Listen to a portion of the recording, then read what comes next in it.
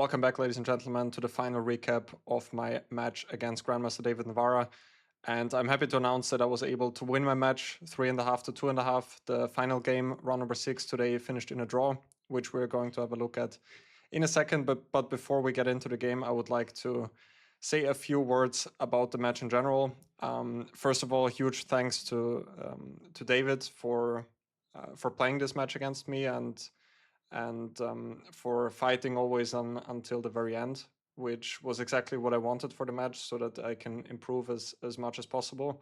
And I think this is also exactly what happened in a match. I think it's going to be a great experience for me also for the future. Many key moments to take away and learn from. And again, I just want to thank David for playing the match against me and just for also being a great person to play against. I mean, not only chess wise, but also like he was always ready to speak about the game, even if it didn't go well for him, like in round number 3. And just really admirable person. Just his love for chess and general attitude is something I really like, and just had a fantastic time. Other people I would like to thank are, first of all, Emilia Castelao, who managed to pull off the whole broadcasting for the event.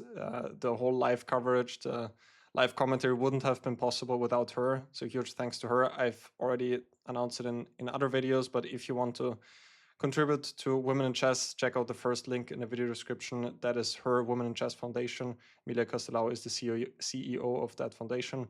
So make sure to contribute to that if you can and want to.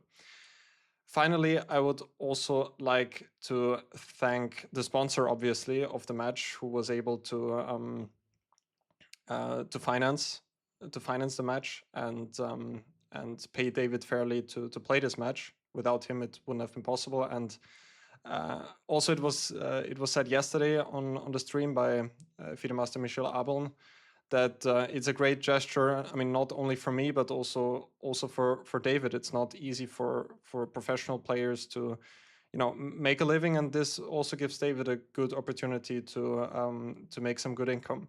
And I don't want to speak too much about all of this, but those things I just wanted to mention. And finally, of course, the Austrian Chess Federation, who provided not only arbiters, but also the playing location, which is also a huge thing. Like, it was my first time to organize something like this, and it wouldn't have been possible without all of those people, which I've just announced. So huge thanks to them, and also thanks to all of you who have been watching the match and commenting and enjoying it.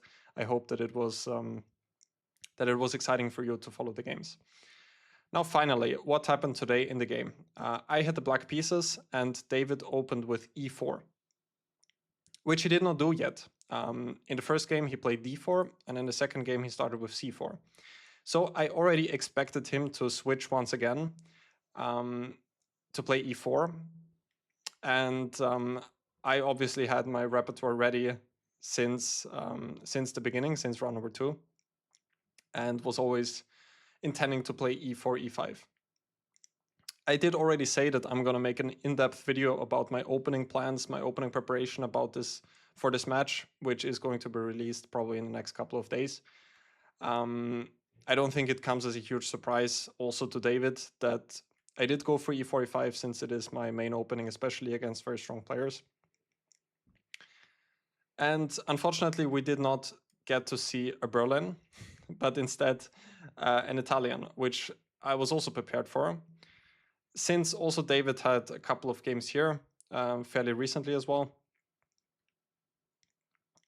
And for this match, I prepared the line with a6. I think it's good to know that if you can, it does make some sense to start with a6. Of course, you're losing some flexibility compared to when you're starting with short castle or d6, because you don't have the option to play a5 anymore. But there is one point to that. For example, if you would start with short castle instead, just some quick thing which I would like to point out, and now a6.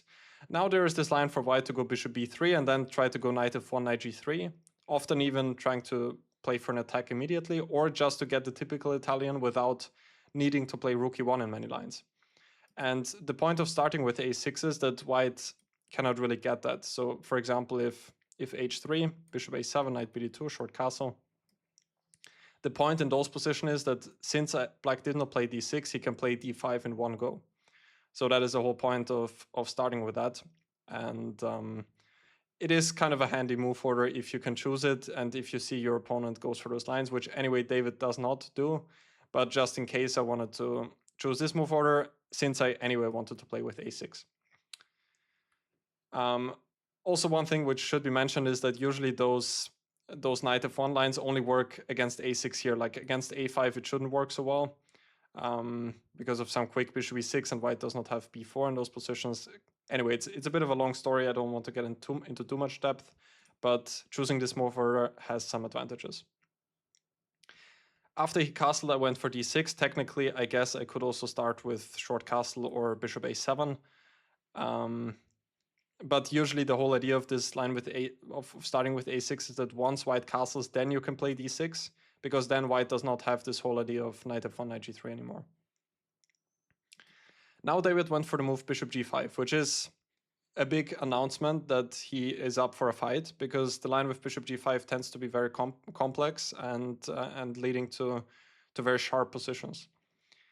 Of course, the normal way of approaching the Italian here would be to go for something like knight bd2, bishop a7, a4, short castle h3, and then this typical line with rook e1, knight f1, at some point b4, and that would lead to a slower game. But he went for this, and luckily I even checked this today because I had a feeling that David might want to go there since he would like to level the match. So I went for h6, bishop h4, bishop a7, knight bd2, g5. It does make some sense to start with g5 before castling kingside, just not to bother with any sacrifices on g5. I mean, it usually doesn't work here, but why bother with it if you can start with g5 anyway? There are many setups here, just to mention that. Usually black does play g5 at some point. The only way not to do that is usually to go queen e7, bishop e6, but that position tends to be a little bit passive. And I checked the following line, which I played some time ago, and I was very happy with the solution there. Because usually those lines tend to be completely incomprehensible to me as a human. But I think I came up with quite a nice concept, which I didn't come up with, but I stole the whole idea from Vidit. Vidit played this line quite often with the idea to go king g7 next. Now, what I remembered here is, I mean, now at the moment, knight a5 could be a threat. So white usually goes a4 in this position. David went for b4, which appears to be also interesting. And if white does not do that, then you could try to get the bishop pair with knight a5. And what I prepared was after a4 to go for the same like in the game, which is to go king g7. And with the move king g7, you are kind of preparing two things. The first one is possibly to go g4, which to my understanding usually works only pretty well once white goes rook e1. And the other thing is that in some lines, there could be some tactical problems. For example, if white goes for, I mean, it's a bit of a bad example here, but after a4, king g7, if white goes for a move like, what was it? Actually, could we get it in the game as well? If white goes for a move like this, is it possible? Doesn't make a lot of sense, but I just want to show one thing. For example, here, knight takes e5. Does it work here? I think so. And there are lines like this. Queen takes h5. And now h6 is protected. There are also some other possibilities where there is some knight takes f7 and then the king is not in check. But okay, again, I don't want to get into too much detail here. Hopefully this is anyway not too confusing so far. But to be simple, king g7 is kind of an all-round move, which is usually very useful in all of the positions. Here David played rook e1 and I went for g4.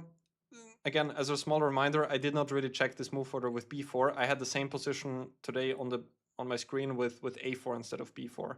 And also there, the whole reaction is to go g4. And this forces white to go knight h4 and then knight h5. There is also one logical idea, I would say, for this type of position, bishop h4. I only notice with a4, but I guess it doesn't really make a huge difference. Now taking, I think, could be quite risky because it's not so easy to get out of the pin. But here the typical idea is to go knight e7. And you can actually allow this, bishop takes f6, king takes f6, knight h4, king g7. And black actually has one pretty nice idea, I think, to go knight d5 next. And hitting the knight and then also knight f4 could be one idea.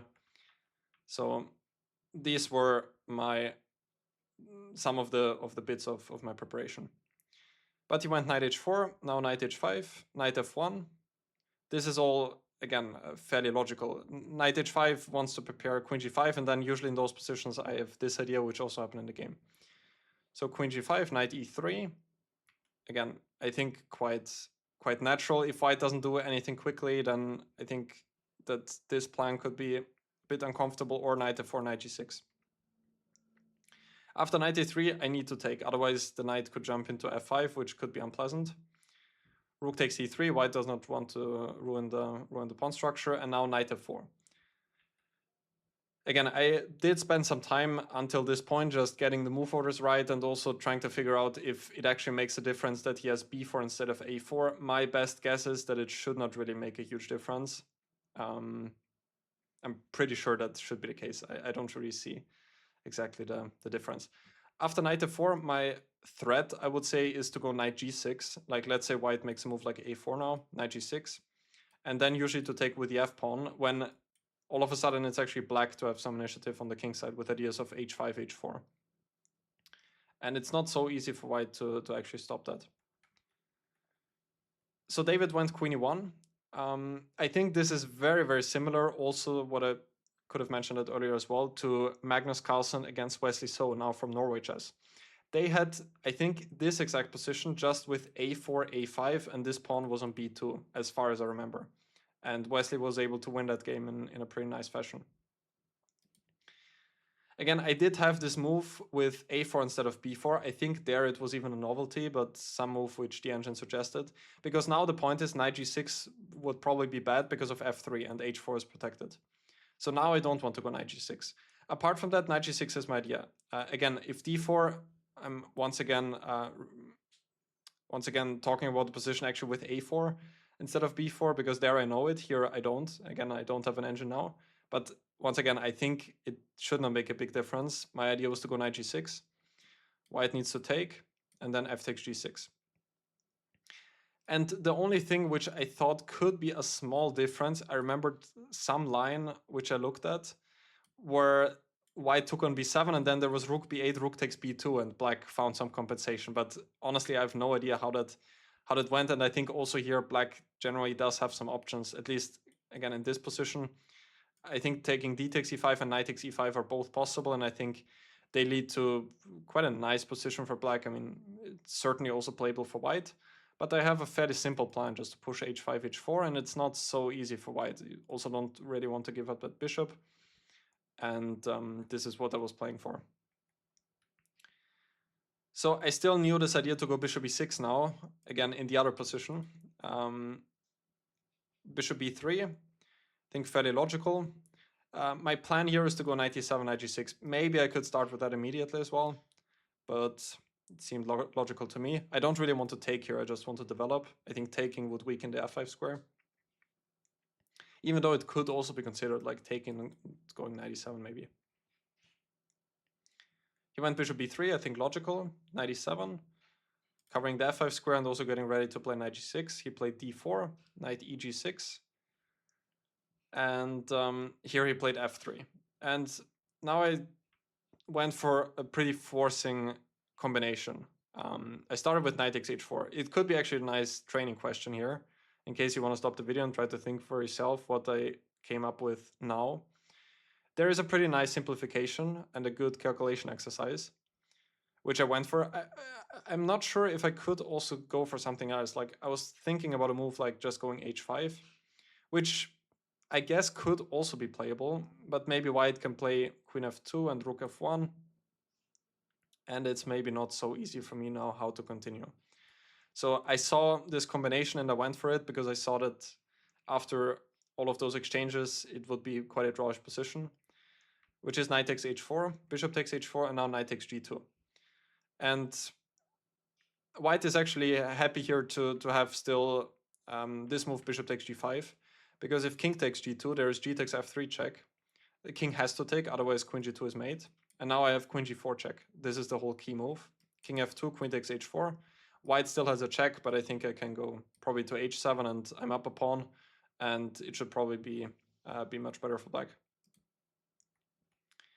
So David took on g5, knight takes e1, bishop takes h6, I think has to be played, otherwise I can just take on g5, or on b3 first. I mean, yeah, I don't think that black can be in any trouble here with a nice f4 square. Maybe there was also even bishop takes b3, even though that could maybe transpose to the game. Anyway, this was logical. King takes h6, rook takes e1. And here I was trying to look for the cleanest way to make the draw, basically. I did see some possible danger with my pawn structure. I think rook g8 is still, I mean, I think it's a good start. Just activating the rook on the g file, king f2. And here it was not an easy decision for me. I ended up taking on b3 and going for such a position, for such a pawn structure.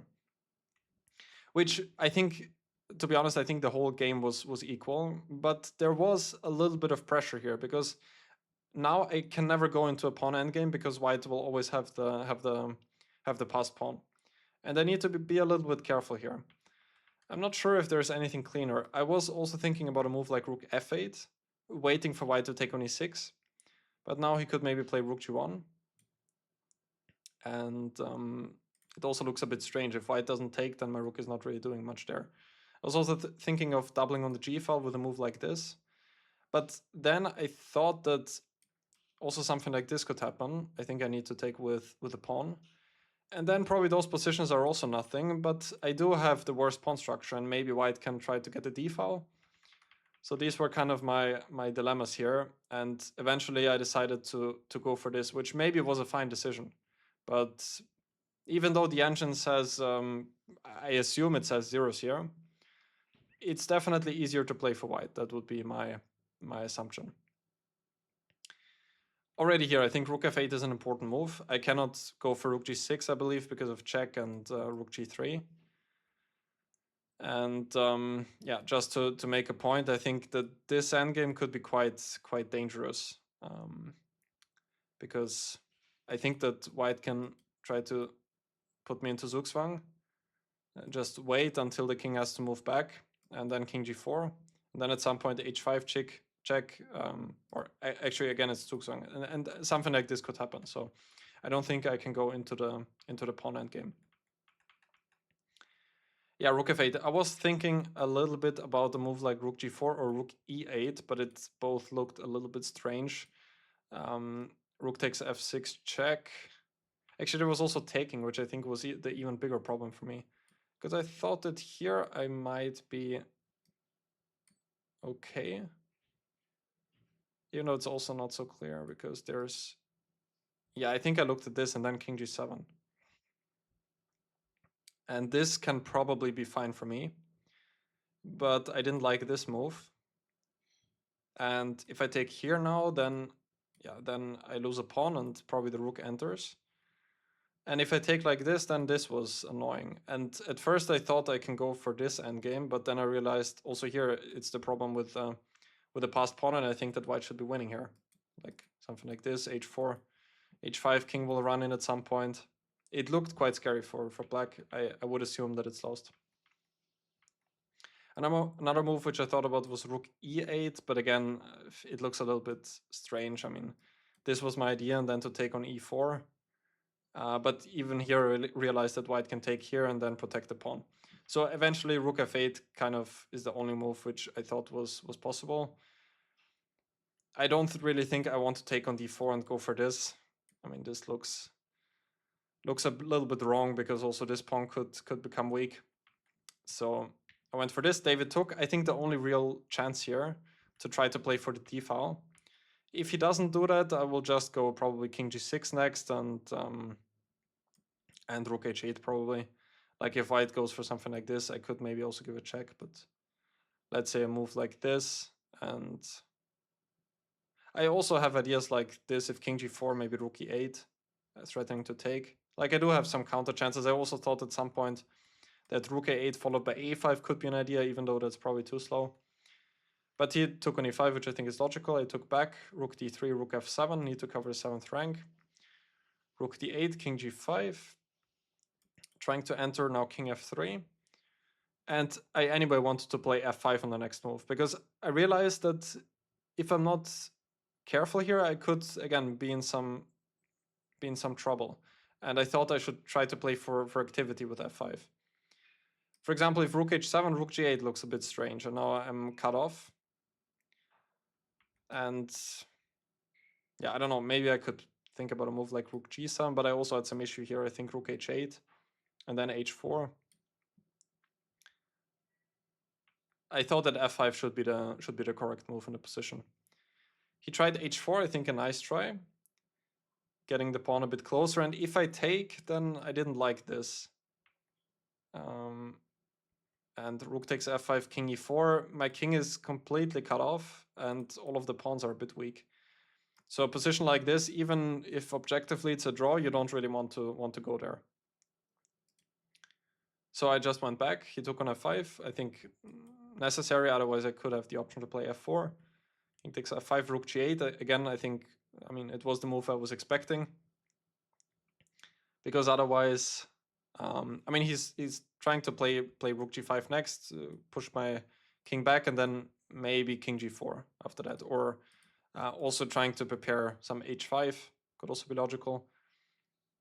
So, and here I went king e6 check. Again, I think this is a good move.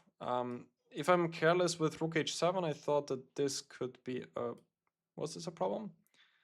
I thought it could be, because now my rook is quite passive, and I want the rook to be active. I want it to be behind the white pawn. So I gave a check, even though I'm retreating with my king. If he goes to g4, I think I can do this. I thought this was an important check, because if I do this immediately, then I thought that he could maybe do this. Even though I'm maybe also in time here, I just cannot go to the f file because of check. But now it gets quite sharp, yeah. But I didn't really like this. My whole plan was to go rook f4, and if king g5, just continue checking. And check and check. And the thing is, if rook g7, white is even losing, because now I will go into the pawn endgame and my pawn is faster. And okay, I did consider this, but it doesn't look like a winning attempt, but more like a losing attempt. I can just push my pawn. So I think what David tried was the only reasonable way. King e3. I played rook f4. And here I thought that it's gonna be like a very quick draw, but David came up with some pretty interesting ideas to continue asking questions. He gave a check. King f5. Watch out that king d5 runs into c4 when I have to give up the rook. Otherwise it's checkmate. So king f5, again, active defense. I thought this was good. Rook g5 check, and now king f6.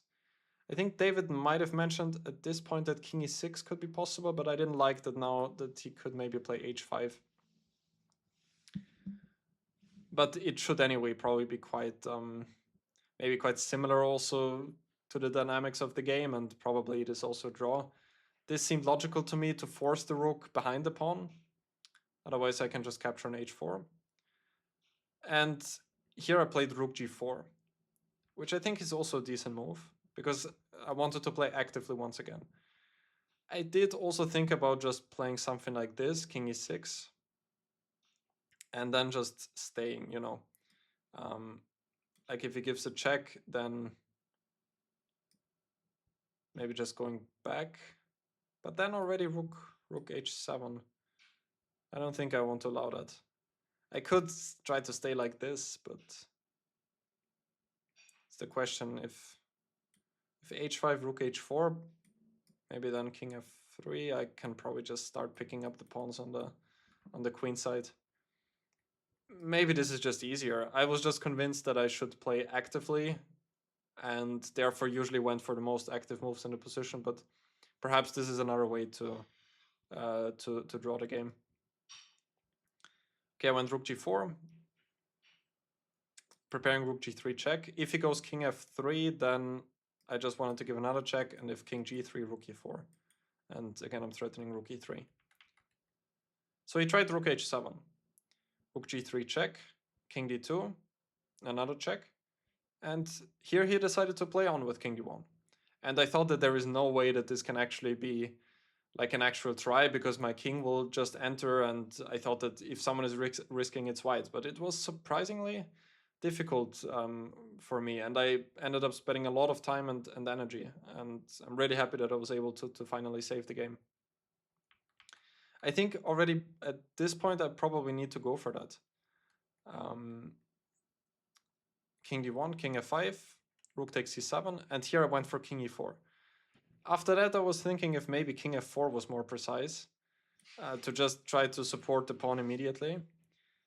My idea of king e4 was that I want to enter on d3, which seemed to me like the logical and the best move. But if he does this, if I do this, let's say he takes on b7, e4, let's say he starts pushing like in the game, and I thought that maybe I could be faster like this. No, it's also not clear what I'm actually threatening. If king f3, you can just give a check. Let's say c5. Yeah, it's not fully convincing either. Maybe what I played was good, just I was getting a bit worried here after c4, and I spent a lot of time. Because I thought that c4 was a very strong move. At least from a practical sense, it's probably the only try. The point is, if he takes on b7, I have king d3, threatening checkmate, and if he gives a check, I will just take, and everything should trade itself now, and it should be an easy draw.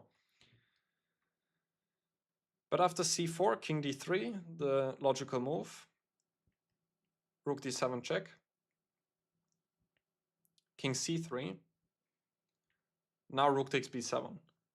And here I was getting pretty low on time, and I was trying to calculate everything, but it was not so easy. I was contemplating whether I should go rook h2 or king takes b3. I think, yeah, I probably should have played king d3 faster, but I believe that I was also thinking about b5 here, not letting him take the pawn. But now I didn't like that his pawn is one square further, and it's also a protected pawn, and I was struggling with this one, and especially two passed pawns are difficult for one rook to protect. I'm pretty sure that this is a draw as well, but I didn't see the clear path for me. I believe I was also considering this move immediately, rook h2. Because now I think it just needs to take. And now the idea just to take this pawn. But it seemed a bit slow to me. Again, I'm quite sure that the engine is holding this as well, and probably for good reason. My king is quite active. I think the thing I wasn't sure about, if king c2 now, and let's say I want to give checks, then maybe white could try this and king a3, and even maybe sacrifice the rook at some point, and then try to play for those pawns. Yeah, so I wasn't sure about any of this, so I went king d3, rook d7 check, king c3 he took, and now rook h2. That was also a difficult decision, rook h2 or king takes b3. Or actually also, was there also the option to go e4 here? Was I also thinking about that? I mean, I included rook h2 first, which probably makes some sense. So this is how the game went, rook h2, rook h7, and now e4. I think that was an important move. If I take on b3, he can play c5. And again, I didn't see the clear draw here. Because if rook h2, just rook h7, and then he will push this pawn. Like, let's say king takes b4, c6. I can still come back with rook. But, I mean, around here I gave up calculating this. I have to play rook d8. And I thought I'm just not in time here. Because this. And I thought h7 and rook g8 is coming. I think that was... maybe that was a good calculation. Correct me if I'm wrong here. But I don't see the draw here anymore. Because also now my counterplay should be just too slow. So I played rook h2. He could also try b5 here instead of rook h7, but I thought that here, I mean, maybe I can even do this immediately. But even if I take, it's kind of hard to believe that white has any winning chances here. Sometimes those positions can even be a draw if there's no pawn here. But with the pawn and with my king being so active, I thought that it should be more or less an easy draw. Even though it goes on, like white can try a little bit here. But I'm not sure how much. Like king d4, stopping king e3, and if check, just go back. I don't think this is an improvement for white either. I mean, that should be okay.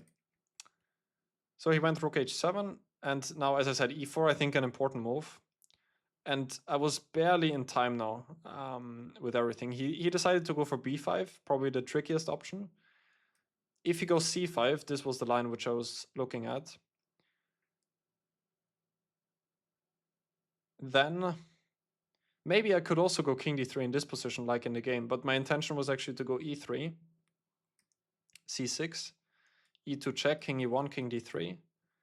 And if he gives a check here, I thought that this would be important.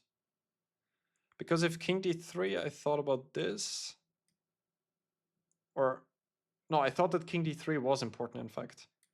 Because now, in this position, now I have rook c1. And I think that white should repeat, because I'm threatening rook takes c7. I guess he can also give checks. But this was the line which I was calculating. And the thing is, if I play king f3 instead, then after c7, rook h1, king d2, rook d1, king c2, I don't have rook c1. And I think now I'm losing, because e1 queen I can just take, and then white is up a queen. So I thought king d3 would be the good move here, and I think that should be the case. But maybe king d3 is possible, like in the game. And if check, just go back. Even though, now c6, rook h4, and c7. And now I don't have the trick like in the game, which we were about to see. Because if rook h8, rook d8. So I think I should go for my intention with e3 here. David tried b5, take. And yeah, now I did go for king d3, because here it's a little bit different.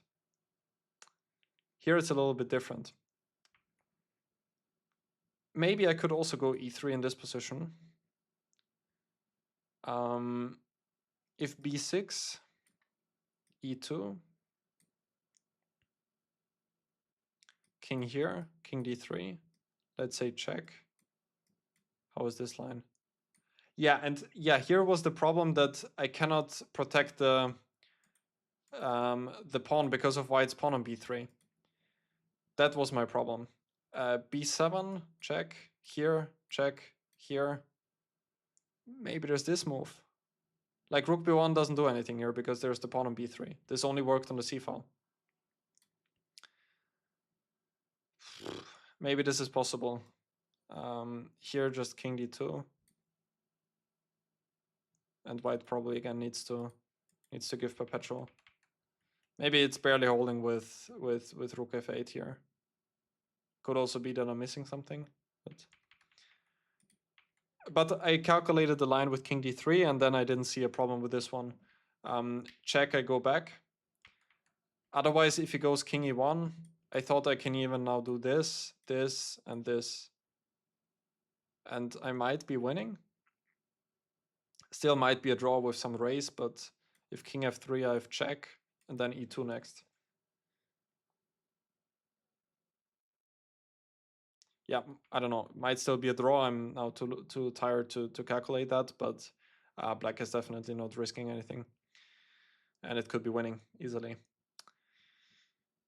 So he went rook d7, king c3, and now the h4 pawn is hanging. If white goes back, I will go back as well. So David tried b6, and I had to see all of this now in advance because it's very concrete. Rook takes h4, b7, rook h8, and now quickly you could think that white is winning with rook c7 check, rook c8. But I have king d3 and rook c8 doesn't work because of rook h1 checkmate.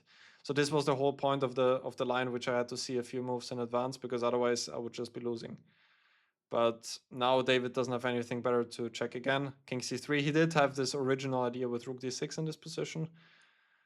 But I just went rook b8 and rook b6, king d3. I was wondering how this position is with